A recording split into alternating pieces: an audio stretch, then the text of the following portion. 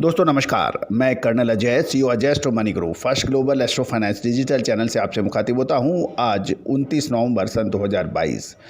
दोस्तों, गुजरात कृषि विभाग के आंकड़ों के अनुसार गुजरात में प्रमुख रबी दलहन फसल चने की बुआई में 28% से भी अधिक की गिरावट की बात सामने आ रही है।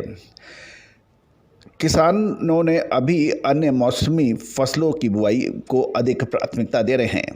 गुजरात कृषि विभाग के नवीनतम आंकड़ों के अनुसार चालू सीजन में अभी तक की अवधि में गुजरात में 4,65,100 हेक्टेयर में चने की बिजाई हुई है, जो पिछले सीजन में समान अवधि में 6,51,300 हेक्टेयर में थी, जो घटकर 4,65,100 हेक्टेयर में हो रही है।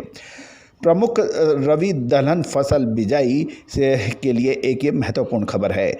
इससे पता चलता है कि गुजरात में इस बार भी चने की बुआई 1,86,200 हेक्टेयर या 28.58% की गिरावट की स्थिति बनी हुई है। इसका प्रमुख कारण यह है कि पिछले लगभग 1.5 साल से चने के भावों में किसानों को निराशा एवं व्यापारी भी इससे अब मुंह मोड़ने लगे हैं। इसी वजह से किसानों ने अब चने को विसरार दिया है।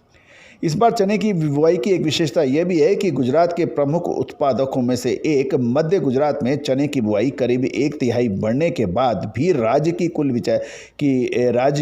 कुल बिजाई में नवीनतम गिरावट देखी गई है। सौराष्ट्र गुजरात का सबसे बड़ा चना उत्पादक इलाका माना जाता है। इससे सबसे पहले इसी क्षेत्र की हम लोग चर्चा कर लेते हैं। गुजरात कृषि विभाग के नवीनतम जो डाटा हैं उसके मुताबिक सीजन में अभी तक सौराष्ट्र में चने की कुल 3,35,300 हेक्टेयर में बिजाई हुई है।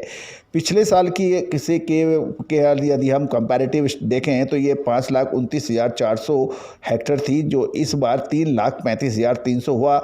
यानी स्पष्ट है कि इस बार भी सौराष्ट्र चने की बुआई में 1,94,100 हेक्टेयर या 36.66% की गिरावट दर्ज हो रही है।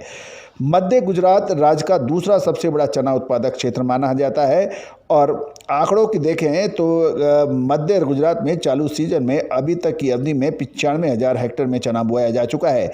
पिछले साल समान अवधि में 70,800 हेक्टेयर में था, तो यानी यहाँ पर कुछ तुलनागत में चने की बुआई में वृद्धि हुई है। पिछले सीजन की तुलना में वर्तमान सीजन में अभी तक की अवधि में मध्य गुजरात में चने की बुआई में 24,200 हेक्टेयर या 34.18% की वृद्धि हुई है।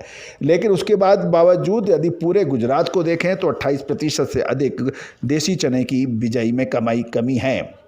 अब उत्तरी गुजरात की बात कर लेते हैं। उत्तरी गुजरात के अग्रणी चना उत्पादक क्षेत्रों में शामिल है और आंकड़ों के अनुसार उत्तरी गुजरात में वर्तमान सीजन में अभी तक की अवधि में 29,700 हेक्टेयर में इस प्रमुख रबी फसल चने की बिजाई हुई है।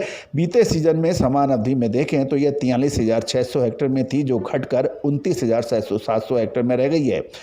उत्तरी गुजरात में चने की बिजाई 13,900 हेक्टेयर या 31.88% की गिरावट की स्थिति बन गई है।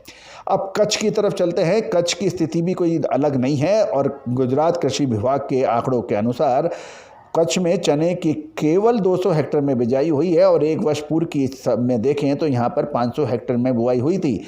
इससे ये भी पता चल रहा है कि इस बार कच्छ में चने की बिजाई में 300 हेक्टेयर या लगभग 60% की गिरावट नज़र आ रही है। दोस्तों, गुजरात के जो हाल है अधिकतर राज्यों में ऐसा ही कुछ हो रहा है, क्योंकि जब तक किसान को पैसा नहीं मिलेगा, जब तक व्यापारियों को लाभ नहीं होगा, जब वो प्रमुख कृषि फसलों से मुंह मोड़ लेंगे। ये कर्तव्य सरकार का भी है कि किसान को उसका भाव मिले, साथ साथ व्यापारियों को भी उचित मुनाफा मिले, तो ही ऐसा हो पाएगा। क्योंकि धीरे धीरे कृषि उपजों पर किसानों का मोह भंग हो रहा है। गौरतलब है कि स्टॉक लिमिट के साथ साथ कड़े नियमों से मूल्य नियंत्रण करने में तो मदद मिलती है, लेकिन महत्वपूर्ण ये भी होता है कि किसानों एवं व्यापारियों से, छोटे व्यापारियों से माल खरीदकर जब बहुराष्ट्रीय कंपनी या बड़ी कंपनियां उसको रिटेल में बेचती हैं तो एमएसपी और एमआरपी के बीच में बहुत फ़र्क हो जाता है। यानी जिस भाव का फसल का भाव है उसका यदि आप रिटेल का भाव देखें या होलसेल का भाव देखें, उसमें कई बार काफ़ी डिस्पैरिटी है। अतः सरकार को से ये विनती है, प्रार्थना है कि जो भाव यदि एमएसपी के भाव या किसान को उसके भाव नहीं मिल रहे हैं तो उसी मात्रा के अंदर एमआरपी यानी मैक्सिमम रिटेल प्राइस में भी कमी आनी चाहिए। गौरतलब है कि महंगाई जो जब तक उपभोक्ताओं को सस्ता दाल या सस्ते कृषि उपज नहीं मिलेंगे, जब तक किसानों को भी नुकसान होगा और उपभोक्ताओं का भी पूरा लाभ नहीं मिल पा रहा है। तो महत्वपूर्ण यही रहेगा कि दोनों का सामंजस्य इस तरह से बैठे ताकि दोनों को नुकसान ना हो।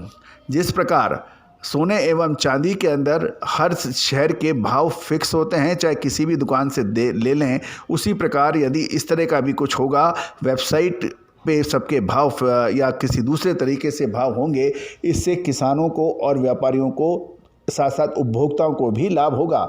दोस्तों, आपके इलाके में चने के क्या भाव हैं और चने के बारे में आपकी क्या राय है, अपना नाम और अपने शहर का नाम लिख के कमेंट बॉक्स में अवश्य लिखिए। दोस्तों, सार्वजनिक रूप से ये एक ऐसा प्लेटफॉर्म है, किसान व्यापारी अपनी राय लिख सकते हैं। All the very best.